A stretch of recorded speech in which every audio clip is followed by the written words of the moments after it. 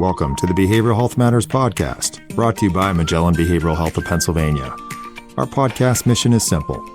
We are dedicated to having conversations focused on positive mental health, increasing understanding of behavioral health services, and most importantly, reducing stigma in our communities. I'm John Lees, your host and member and family advocate at Magellan of Pennsylvania in the Lehigh Valley. On this episode, we address the intersection of two critical, complex systems, behavioral health and the court system. To guide us through this important topic, we have a very special guest, Pennsylvania Supreme Court Justice Kevin Dougherty. Justice Dougherty shares the personal journey and passion that led him to champion the need for systemic change in addressing mental health challenges within the court system. We'll dive into the practical, real-world actions he's implementing right now to improve how our legal and behavioral health systems collaborate to better serve people in crisis and the community overall. And remember to stay tuned at the end of this episode to find out how you can share your feedback about the podcast and make suggestions for future episodes. And now, here's my conversation with Pennsylvania Supreme Court Justice Kevin Dougherty. Hello there, Justice Dougherty. Welcome, and thank you so much for joining us on this episode of the Behavioral Health Matters podcast. Oh, thank you for having me. I appreciate being here. And I must say, your title really captures what we're doing, Behavioral Health Matters. Thank you so much for saying that. And it's just a great privilege to have you here. So we'll jump right in. If you would, can you provide our listeners with a little bit about your distinguished background across the Commonwealth of Pennsylvania? And it would probably be helpful, too, to hear your story and your perspective on how the growing behavioral health crisis intersects with our court system. Okay, my name's Kevin Dougherty, and I am born and raised in the city of Philadelphia. Now, growing up in Philadelphia, in a section called South Philadelphia, I was in a neighborhood which was a very working-class, blue-collared type of neighborhood. We weren't surrounded with doctors or lawyers. We were surrounded with laborers. And if you had a city job, you had an excellent job because you knew you had some health care and pension. But like any normal, hardworking American town, I saw things happening to families, such as fathers being injured or families separating, people being arrested. And I realized we had a lack of understanding of the law. So it kind of inspired me to go to college and then ultimately law school. Out of law school, I ended up becoming an assistant district attorney in the city of Philadelphia. And while it was one of the best jobs I ever had and made lifelong friends, what it taught me was the power of the government when it's ready to do good. We often get the finger pointed at government saying your system is broken or the government is bad. And the truth is, government is not a good parent, but the purpose of government is to be there when people fall, to be a helping hand. And it's through that my pursuit or the opportunity for me to enter the judiciary occurred. In Pennsylvania, we're one of the few states that have partisan elections. And in 2001, there had been 11 vacancies on the Court of Common Pleas in Philadelphia, which is a lot. However, I must share with you, we have 92 judges in our city. So we're quite a we're the largest in the Commonwealth. That being said, I ran out, there were 33 lawyers. I was one of 11, and I was fortunate to capture a win. At the time, I was, based upon my experience, I was requested to go to the criminal division. I specifically asked our Supreme Court to send me to the Philadelphia Family Court to deal with the most at-risk and vulnerable children and families in Philadelphia. And shockingly, my colleagues, or then my superiors on the Supreme Court, kind of tried to shoo me away from it by saying, you don't want to go to kiddie court. And I thought, no, I do want to go to kiddie court. I want to go and have an impact. I guess coming back, this is based upon my community roots. That being said, I was permitted to go sit in family court. And in a few years, I was able to work my way into leadership. And in leadership, it's the opportunity that we can formulate the policies or develop the policies that would best help individuals. Well, it's a long way of saying that while I was a judge in the Court of Common Pleas, I was sitting on a juvenile delinquency case. I just convicted a young man of a crime that could be a felony.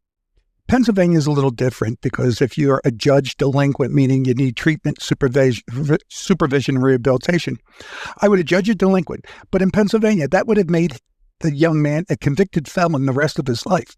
Our prisons are so overcrowded that we have to give out prior record scores, which helps you get into jail quicker. And this child was 14 years old, and I'm thinking, I'm preparing him for State Road where our prisons are, as opposed to State College where I'd hoped him to be. In my quest of determining whether he needed treatment, he would not look at me. He would turn his back on me. He was very fidgety. And it was at that time that I remember saying to the young man, son, look me in the eyes as I speak with you. It was then that the child's parent called me to the side and told me her child was on the spectrum. I have to tell you, I had no idea what she meant. Here, I thought I was somewhat of a sophisticated city lawyer, now judge, and I had never been exposed to that. So my self-education led to self-reform, which ultimately led to judicial reform. And as I indicated, I was blessed to become the leader of the Philadelphia court system for a while. So I made for 10, 15 years. So what I did was I implemented an initiative where we educated our judges and our probation and our police officers and our system partners, the school districts, and you name it, whoever touches the juvenile justice system. And I've seen change, manifest change. 10 years ago, when I got elected to this court, I went to my 6 other colleagues, because there's 7 members on the Pennsylvania Supreme Court, and I said, I would like to take this initiative and make it, Commonwealth-wide. And right at the beginning of COVID, we started the Autism in the Court initiative. And it was through that initiative of going through the pandemic, having, regional, what I called listening tours. We were able to develop an understanding of what resources we have, what bottlenecks there are, what lack of services we have, and the indiscriminate ways that we treat people who are neurodiverse.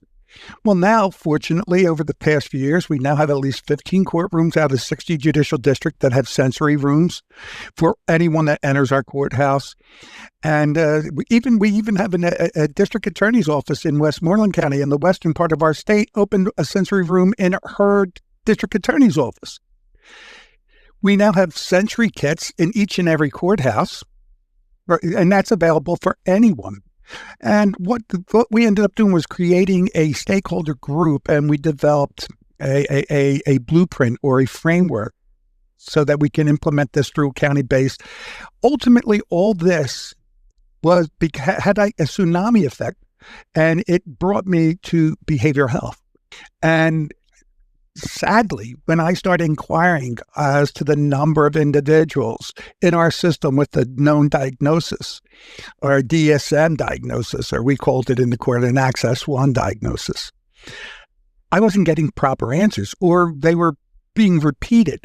In juvenile court, I noticed every child had oppositional defiant disorder, then had some other disorder, ADHD, and then it was bipolar NOS, not otherwise specified. And then I noticed that all these children were on psychotropic medication. And I thought, we cannot, treat our children by just medicating them. I also found that was happening in the adult side. So now, just this past October, as a result of the outgrowth of our autism, we held the first behavioral health summit in Pennsylvania, convened by the judiciary under my watch. And I worked hand in glove with our governor's office, and I worked with our General Assembly. And it was attended by at least 500 government officials. And we all agreed that we had to break down these silos and we had to work in unison and address this issue. And I think that was the birth of the beginning of an understanding of how behavioral health has a huge and unfortunate, sad impact upon the judicial system. Yeah. What an extraordinary background. And thank you so much for sharing that. I feel like it gives us a really valuable context for the work you're doing. And it's a perfect setup for our conversation about behavioral health and the law. As you were talking, I was really struck also by the potential impact it can have in the decisions you're making every day about people's lives. And I was thinking about the story you shared about that young man who had come before you, and such a could be life-changing decision that's being made, and making sure you have everything accounted for and understood. I assume in some situations it may not necessarily change the outcome, but understanding and being fully informed about what complexities or challenges folks might be facing is something that in your position would be really important to be able to understand. I have to share with you, you're right. People don't realize, as I indicated, we elect our judges in Pennsylvania. Imagine they elected me and they put a pen in my hand. And with that pen, I have incredible authority. And with that pen, I often tell people I could take one's home, I could take one's child, and you could take someone's money. And God forbid, in the worst case scenario, that signature can take your life.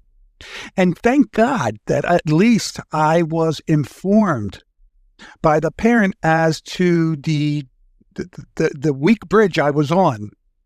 Right. Because with that pen, I would have done the wrong thing. Yet, I think I'm doing the right thing. So it really is. But I've learned that there's a fundamental lack of education and awareness of the court system and even the justice system and our stakeholders when it involves things of autism and or behavioral health. Yeah, for sure. Across the country, the courts are obviously connected with this crisis that we often hear about. And certainly here in Pennsylvania, we're not immune to that. So I'm wondering, can you share some examples that would be relevant to help folks understand what we're seeing across the Commonwealth of Pennsylvania? This behavioral health crisis, the court system is not immune to it. We're coming in, and it starts as early as I said, based upon my history in the juvenile court, it often starts with truancy, which is the front door to the courthouse. When you're looking at truancy, there's underlying issues of mental health, substance abuse. We often have neglect or trauma in the household. And that leads to higher rates of dropping out, substance abuse, arrests, and more serious offenses. And we were treating it because it's quasi-criminal. We were treating it by a punitive measure of like punishing, ordering, and fining. But that didn't get to the root of the problem. Then you add that these are children who are going through our system. They're penetrating to the adult side. And when you look at the widespread ability or availability of these synthetic opioids in our community, with our limited access to treatment and limited access of housing and employment barriers for a lot of individuals, we realize that while we know recovery works, you have to be available to it. You have to have access to it. And sadly, you need to know it's there. So I think that's the court is now trying to become a major player in bringing those resources into our court system. We just can't order our way of judicial supervision and incarceration as a solution. We tried that and we failed. Right. And that's a perfect transition, actually, to talk a little bit about the community response and the importance of treatment and having individual support. So as you continue to increasingly encounter individuals with behavioral health, or as you mentioned, substance use issues and challenges, from your perspective, does that, I'm guessing it's a yes, but does that increase the need for a coordinated response? So community, government, clinical partners, and other stakeholders to come together? Yes. We need the families. We need the school district. We need our children and youth, our Department of Human Services. We need everybody in the court system to engage and collaborate with the family, and we need to meet their needs. I would say that, as I said, our traditional approach of ordering people to get better and then blaming them when it doesn't work, that fails. We're working hand in glove. As a result of this October meeting, our governor created an office and an executive director of behavioral health to work with the court system. We have great participation by a bipartisan mental health caucus in our House of Representatives. We have our own organization within in the family court arena called the Office of Children and Family in the Courts, and we're working now with our behavioral health and our specialty courts to expand and really assist us in attempting to address this head on. I guess I tell everybody as a judge, I know that I don't know. So I need to surround myself with those who do know so that I can make the right decisions. And this started back probably in, several years ago. Then Chief Justice Max Baer of our court, there was a behavioral health conference in Brooklyn, New York, and it was called the Chief Judges Conference National. And I went up to Brooklyn and I took part in a 3-day seminar, and I was absolutely amazed by this judge from Miami-Dade, Judge Leifman, who ended up creating a what he calls the Miami-Dade model to decriminalize serious mental health in almost like a one-stop shop. I was so impressed that I came back to my court, and with permission of our court, I was able to take a contingent of folks down to Miami to study it. And we have come back and we are trying to implement various aspects of that in Pennsylvania. And I'm working with the state. And because I am a Philly resident, I've worked with our mayor, Sherelle Parker, who's very instrumental in trying to bring wellness to the community. And we're working with them as well. So I see us finally breaking down that silo mentalities. I told everybody, I know that I don't know. I'm not perfect. Humans are fallible. We cannot come to the table pointing fingers, blaming each side of government. We have to accept what we're good at, and we have to learn to do better. And now, a brief word from Magellan of Pennsylvania. We're here to support our members and their families. If you are a loved one or a Magellan of Pennsylvania member and need information about your services, please visit us online. Find answers and resources at www.magellanofpa.com. That's www.magellanofpa.com. And now, back to the show. So let's talk about Pennsylvania's Court Behavioral Health Initiative. You had mentioned the statewide summit meeting and the regional behavioral health summits that will be held across the Commonwealth. And we've talked about, those impacted by this, and given the numbers of youth and adults with mental health challenges and the need for systemic change, as you pointed out, what are you hoping to learn from these regional summits? And then if you can talk about what the overall goal is of the initiative.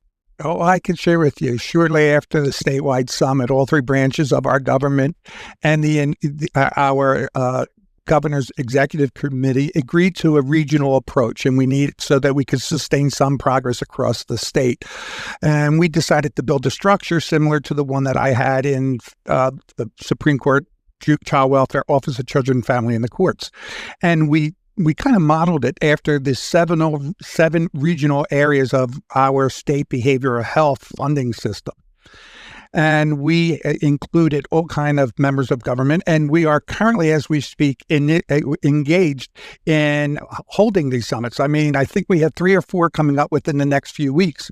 And that's an opportunity for each county to send what we're calling is an action team and bring and select the stakeholders of their region.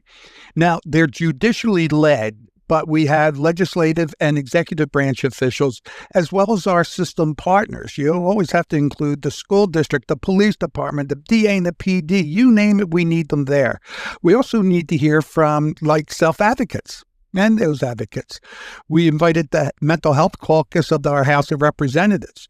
And this is all being sponsored, and everything's based upon money. And we thank our partners, Pennsylvania Commission on Crime and Delinquency, for helping us provide the funding to maintain these summits.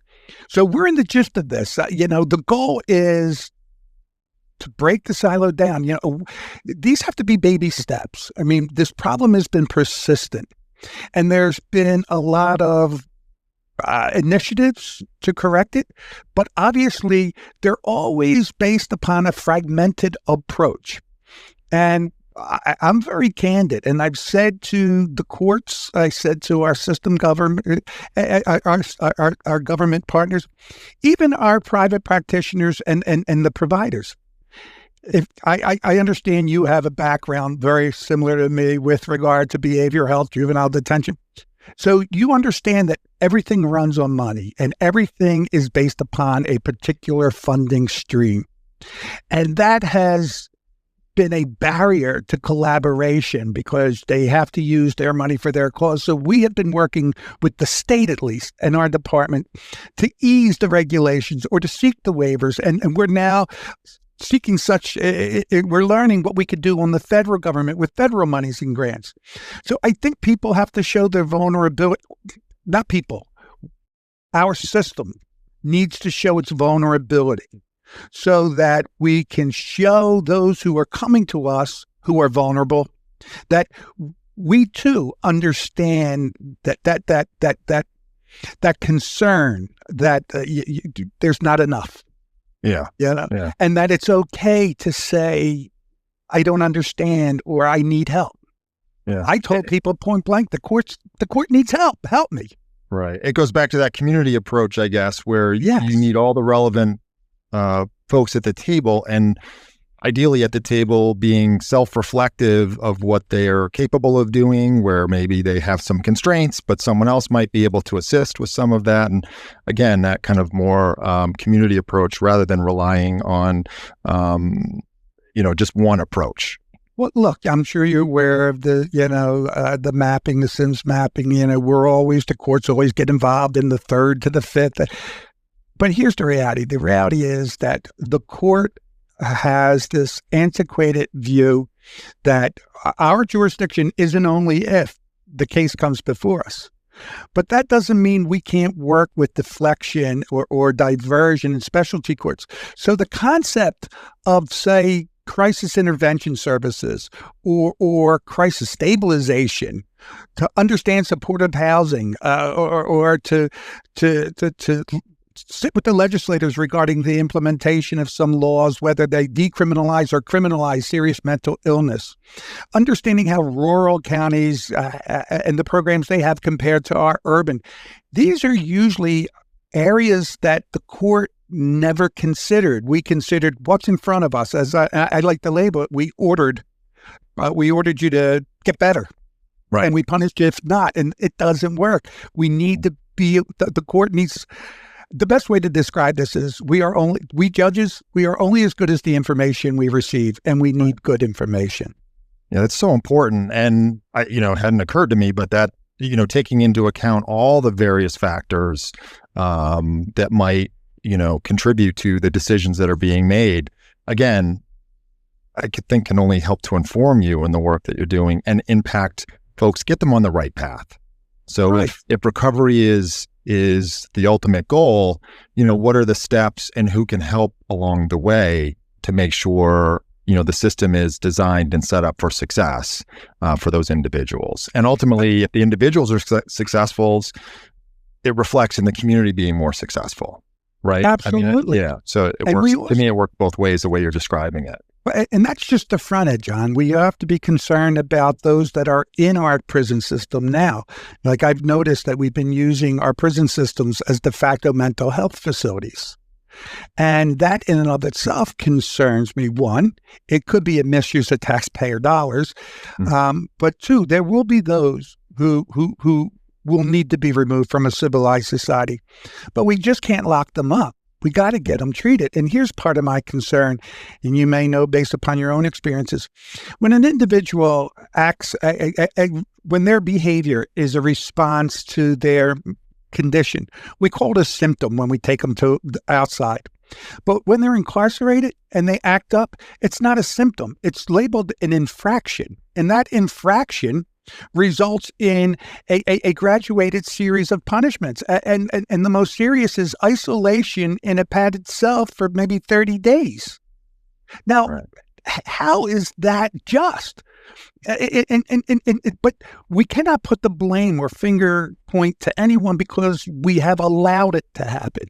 I just want to be aware that it is happening, and we want to work with our colleagues in the correction system to protect them from injury, but we also have to make sure that maybe we can change a new paradigm. Right. And so we're open. I'm open to discussion, but everybody has to come in and say, "Hey, let me show you my weakness so I can make it my strength." Yeah. So it's really identifying the barriers that might prevent that outcome. If that's not the Absolutely. needed outcome, right? If that's not the best possible outcome. So it's identifying barriers perhaps to treatment in the community. And if there are those barriers, and so you kind of just spoke of this, and I can hear the passion coming through related to behavioral health as you're speaking. But, in terms of incarceration versus, treatment, it sounds like it's a balance, but what helps is getting access to treatment, the right kinds of treatment, and then to make sure that's monitored right by the entire community and system. And then if there are situations where folks are in front of you, and there are those barriers, I'm just trying to envision, like, how does that resolve? How do you resolve those situations when you're making a decision between potential incarceration versus there may be some barriers here that have landed this individual in front of me? I don't know if that question makes sense, but no, it makes absolute sense. And the reality is, since we really don't have sufficient long-term structural care centers, we have to resort to incarceration. As a judge, my philosophy used to be, my job was to separate the good guy who got caught up in a bad way from taking the bad guy and putting him away until he's rehabilitated or appreciates living in a civilized society. But that doesn't mean we have to lock him up and punish him. While they say punitive measures are part of rehabilitation through incarceration, we're not going to lock them away for life. That the prison doesn't change their mental condition or the lack of appropriate evaluation or diagnosis. And we have to be concerned with that. And those who enter our system are usually not the wealthy. They're usually those on the lower echelons of the economic structure. And the operative word is those who are diagnosed, and the operative word being diagnosed, because many of those people who are entering our system don't have the insurance or don't have the wherewithal or may not have the support. So that's where we have to start using peer support, forensic care management, even the concept of navigators in the system and out of the system to help, and it has to be a group think. And I like to tell people we're still in the infancy of it because we're not there. We're still locking people up, but at least we're gaining attention, and it starts with education, and then it will go from education to action. And now, a brief word from Magellan of Pennsylvania. Tired of feeling unheard when it comes to your behavioral health services? If you or your child are a Magellan of Pennsylvania member, here's your chance to step up. Magellan is looking for members to serve on complaint and grievance panels. This isn't just a meeting, it's an opportunity to have a direct voice, review service issues, and actively improve the quality of the behavioral health system for everyone. You have the power to make a difference. Get involved today. To learn more, call John Botker at 877-769-9784. That's 877-769-9784. And now, back to the show. So if there was an individual or a provider agency or community stakeholder who would want to get involved with the court's behavioral health initiative, how would they do that? How would they go about, what can they do to get connected and jump in to help? Well, if they are involved with the child welfare juvenile agencies, every county has what we're calling a local roundtable organized by the Office of Children and Family in the courts. And that's a group that helps direct how the court should approach reoccurring issues. We're now creating that with these regional tours throughout the 7 behavioral health counties, or regional districts, so that we can learn what is there, what's not there, what needs to be there. So again, this to me, I like to call it, from our perspective, it should be the professional listening tour. We need the participants. We need those who are on the front lines to come and share with us what are their barriers, what are their successes, how did they achieve these successes. We don't have to, what's that expression? We don't have to rebuild the wheel. Right. We can borrow, Yeah, and it sounds like the meetings and forums would really be an opportunity, as you mentioned, to listen and hear right? Yes. What are some of the challenges? What are some of the experience and perspectives? And then also to educate about what the possibilities are. So again, kind of working both ways, it sounds Yes. like. Yeah. Which is, Absolutely. I think, so important for folks who would want to attend and come and have their voice be heard, also get some information about other action steps that they might be able to take, whether it's, again, an individual, a community agency, local government, whomever that would be. But I have to tell you, while we haven't achieved major success, we have anecdotal stories of successes. We had one of our finest judges from Montgomery County ascended to the federal bench, and Her Honor created a wonderful blueprint to address competency issues, so that we could get those who are being held in custody pending a trial because they're deemed incompetent, how we can get them the necessary rehabilitation to deem them competent again. That what Her Honor did in Montgomery County, we've spread throughout the Commonwealth, and I'm getting phone calls from other judges saying, "Hey, the work of that judge was fantastic. It has helped us." I received phone calls from judges saying, "Hey, remember you gave me that little widget bag? Well, I happen to have an adult in a DR situation, domestic violence, share with us that they were autistic, and we were able to give them a widget, and they were able to testify. And we were, this program that they wanted, a matter that was supposed to be complicated and protracted, was relatively easy because we're engaging people in making them available to communicate." Right. Our court system's based upon due process. Due process means notice and a right to be heard. Again, the right to be heard is not, we don't want to hear things as we understand them. They have to be told to us as they are.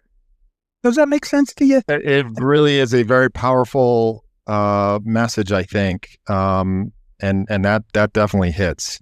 Everyone's different. So you have individual folks with individualized ways of presenting, communicating, and may have a lot of challenges in doing that if they're dealing with mental health and behavioral health issues.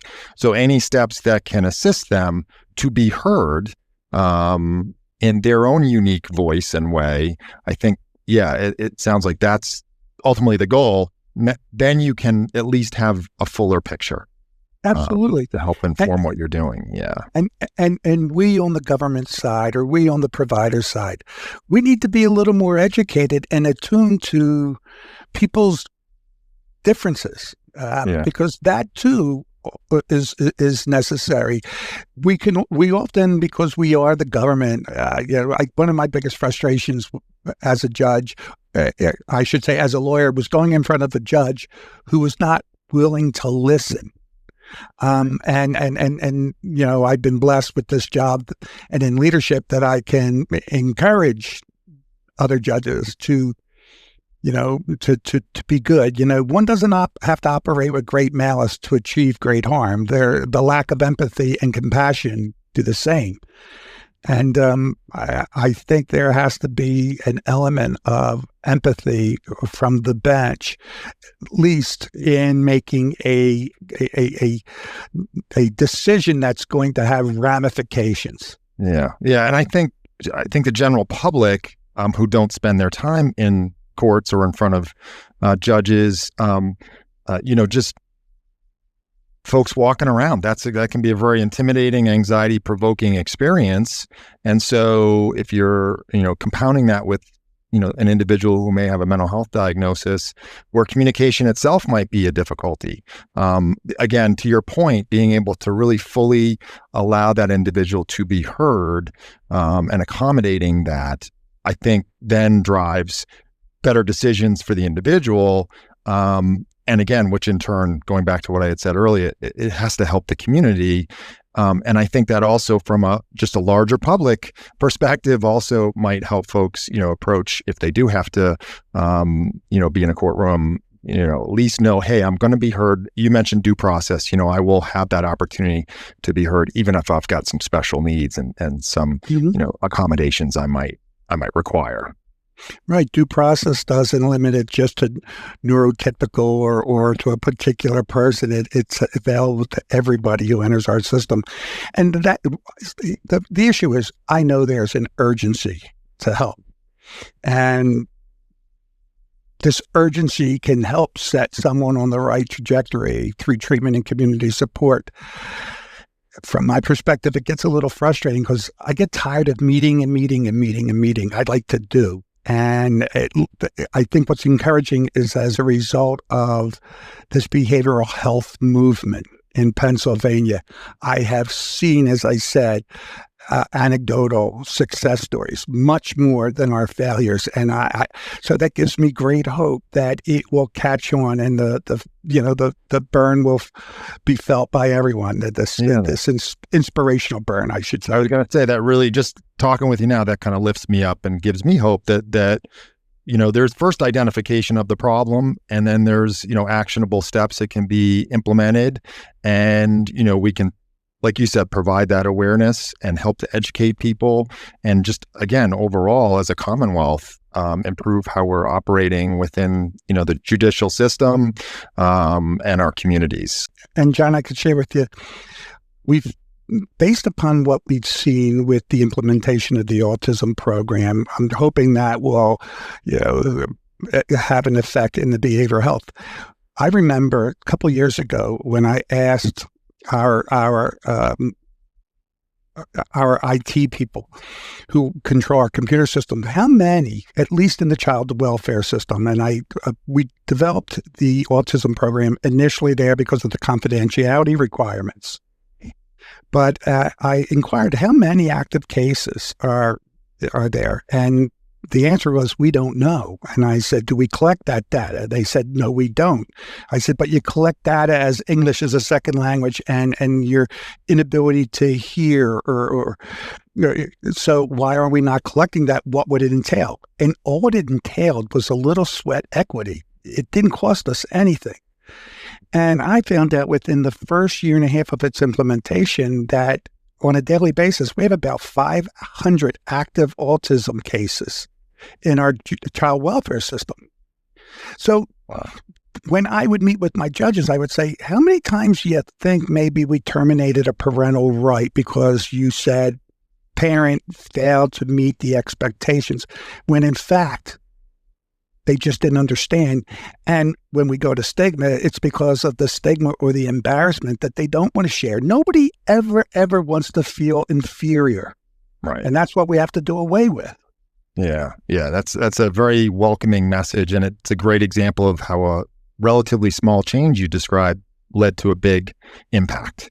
Exactly. Which, again, for call to action, in order to make change, we have to take that first step. So identify what the step is, and then we can go from there. And now a brief word about 988. If you or a loved one are experiencing a mental health crisis or thinking about suicide, there is a number you need to know. It's easy, it's free, it's confidential. Call or text 988. The 988 Suicide and Crisis Lifeline connects you with trained counselors who are ready to help. 988. Save it in your phone. Help is always one call away. And now, back to the show. And you mentioned stigma, and that is one of our pillars for this podcast in terms of what we stand it upon, which is to have conversations, ideally, to promote that awareness of good programs and initiatives that are happening, help folks to understand and be educated around those, and then also to, through these conversations, do our part, even if it's a small part, to help reduce stigma. So we ask each of our guests about stigma specifically around mental health and substance use. And so I'm wondering, over the arc of your career, have you seen progress relative to, stigma reduction and mental health? And also, in your specific line of work, obviously stigma can be a big barrier for individuals and can lead to marginalization. So I'm wondering what your perspective is on that and what your experiences have been related to stigma. Well, I could tell you stigma is a constant battle that we fight, I think, on and off the court. People with mental health challenges don't always see the problem at first. And we understand their poor decision making or their coping skills often lead to substance abuse or criminal behavior. And then ultimately that criminal behavior leads into failure to pay rent and or have a home, and that's housing or homelessness. And you can just see this cycle of devastation.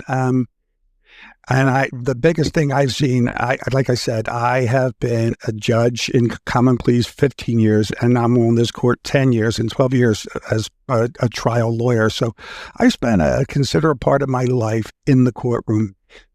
I see that, sadly, society blames the individual, and then that individual blames themselves. And as a result of this, there's a lot of shame, which that shame blocks access to necessary support. You can't see it, but I wear an armband on my left hand reminding me that it's 1 out of 22 veterans commit suicide every day. And that's as a result of trauma that they obtained or witnessed while they were protecting us. And I used to think, anecdotally, we can create veterans courts, a specialty courts, a diversion court, but there was a time period when felonies weren't accepted. And I'm thinking where these individuals, these young men and women, are going over in the name of democracy in the United States and witnessing and participating in hardcore war, and then come back. And what do? They're the individuals, after we give them a rounding applause for coming home, they end up sitting in their mother's basement and having these thoughts or having these feelings, and they self-medicate. And what happens? They end up being arrested. And I thought, God, they've served us and helped us. Shouldn't we at least try to help them? So we've pushed that. And this is just not this is not personality driven. This is like issue driven from my mind. And I think judges, we carry a lot of weight, and you have a lot of power, but it's the activism should not be on the bench. The activism should be on the judicial policies that make our action on the bench much more digestible and helpful. We have to do away with this thing. I can't tell you, for the last 25 years, I jokingly say from the bench all the time when I would deal with someone not taking their medication that I have high blood pressure. I have to take several medications every day. And what's high blood pressure mean? I've had it for a long time. I'm not embarrassed. I take a pill. If you're bipolar, it should be the same thing as being hypertension. Just take your medication, because that will keep you on a structured path.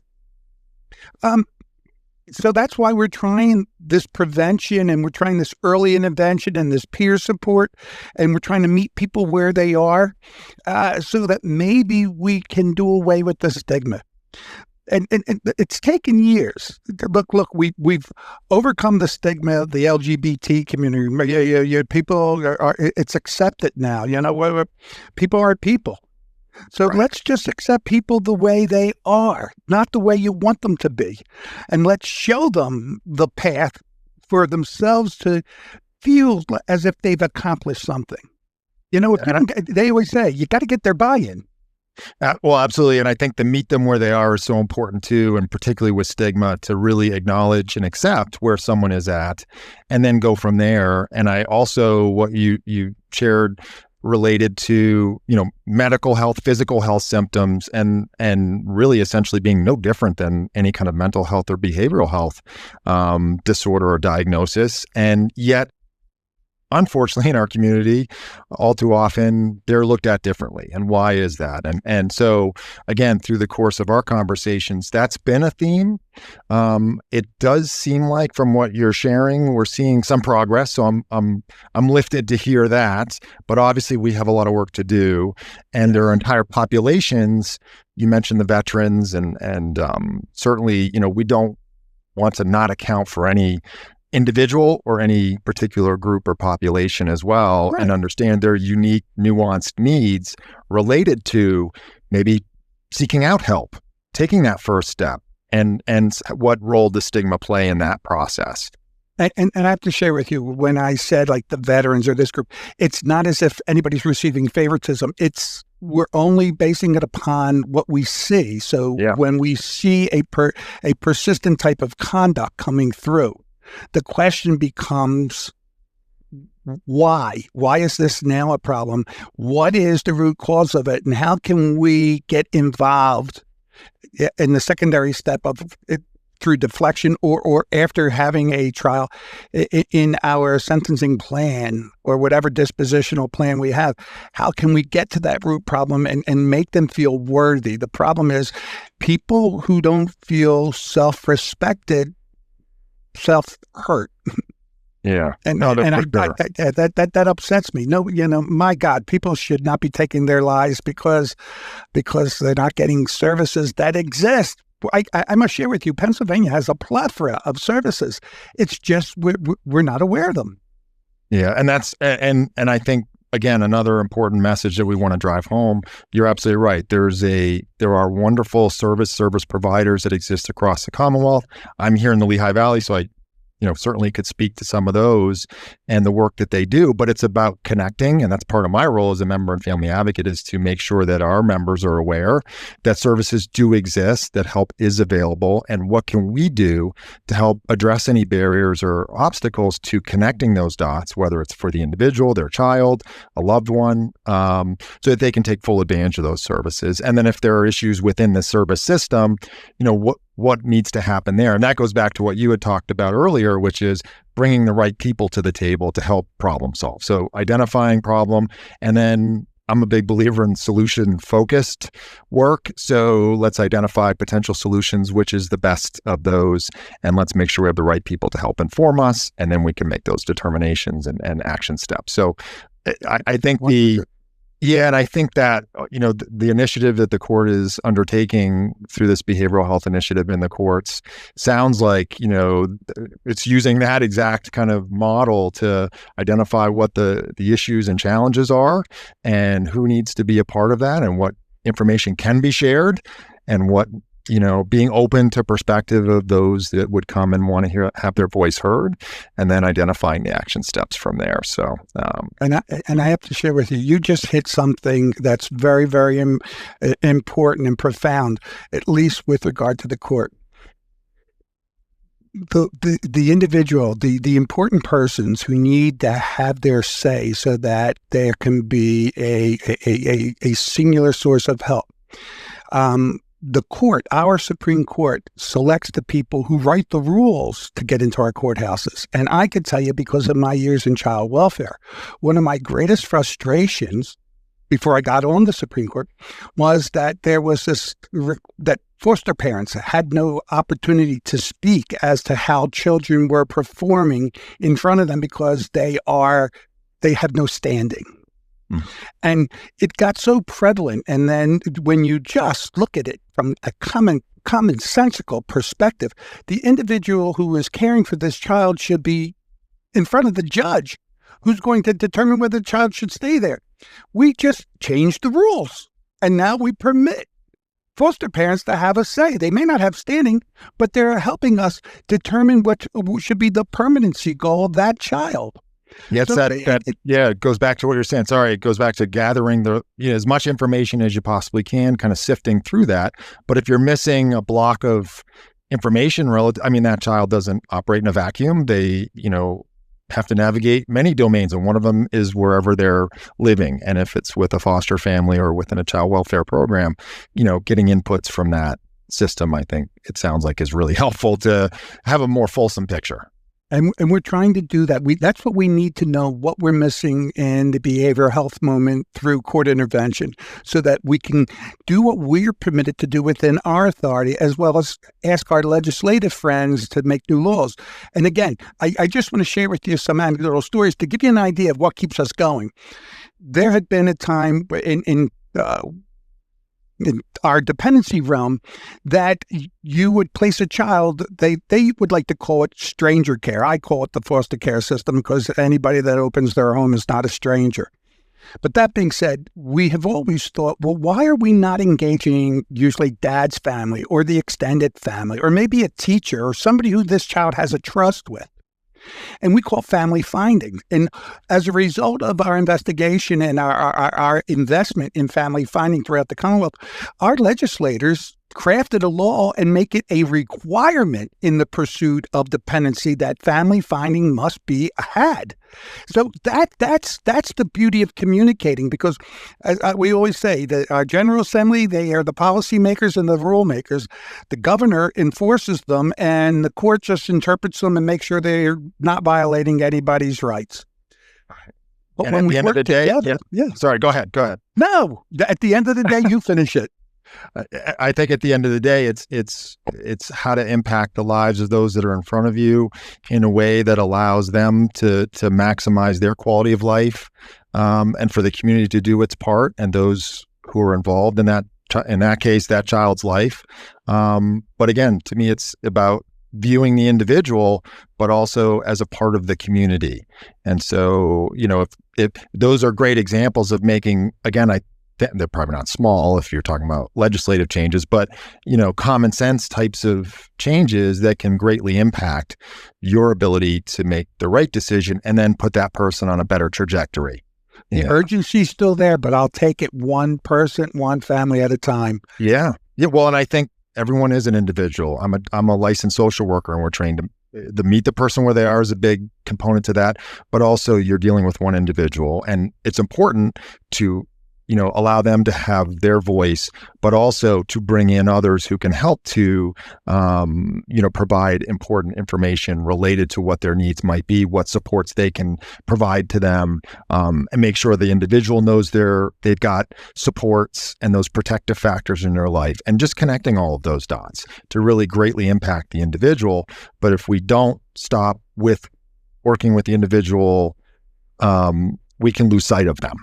If we start to kind of group folks together potentially in ways that, again, we lose some of that nuance and specificity that when you're talking about mental health issues, and making sure people are getting the help that they need, like taking the medication, getting to the appointment, understanding that the service exists. I think that's where really spending and investing time with the individual, making sure they, like I think you had said it earlier, that they're aware, but also that they are invested and they agree that this is something that they're willing to do and want to do. And each individual is different. We're all different. So it seems like an approach that takes that into account. Absolutely. Yeah. So we've covered quite a bit of ground, and this is the time in the episode where we ask each guest our one thing question.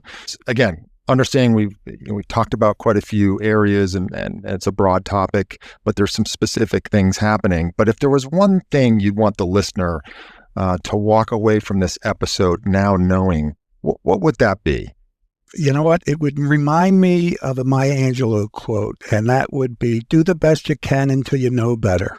And when you know better, do better.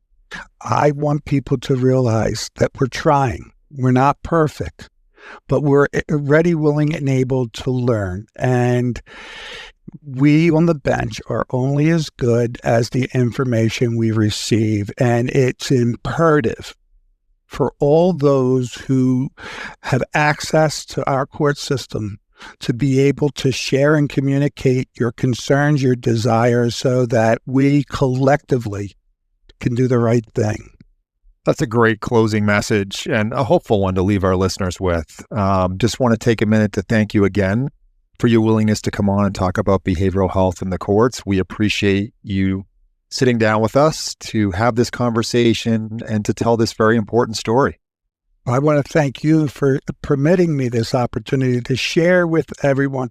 Sometimes they think the black robe we wear is a symbol of fear. I like to have people often reminded that it also can be a beacon of hope, and that together we can do great things. That is so true. And again, a big thanks for joining us on this episode of the Behavioral Health Matters podcast. Thanks, sir. It was my honor and pleasure. We'll be right back to wrap things up. So what did we learn in this episode? Well, we learned that the courts are no longer peripheral to the behavioral health crisis. Judges and justices like Kevin Dougherty are embracing roles in shaping system-level responses, integrating treatment, diversion, and supports rather than relying solely on incarceration. We also learned about concrete innovations underway in Pennsylvania courts, such as sensory and calming rooms, sensory bags, data collection on neurodivergent individuals, and regional behavioral health summits, aiming to make the court experience more accessible, trauma-aware, and responsive. And lastly, we learned that meaningful support for recovery, not just adjudication, demands strong partnerships across clinical, community, government, and judicial sectors. This collaboration is the key to breaking silos, enabling early intervention, guaranteeing follow-up care, and lowering stigma. We'd like to thank our guest for this episode, Pennsylvania Supreme Court Justice Kevin Dougherty. We'd like to thank all of you for listening to this episode, and we invite you back for our next episode. And remember, if you have any feedback or episode topics you'd like to suggest, you can email me directly at jglees@magellanhealth.com. And if you like this episode, be sure to hit the like button and subscribe to our channel for more Behavioral Health Matters content. Well, there's the music, and that's our show. Thanks for tuning in. Until next time, remember, behavioral health matters.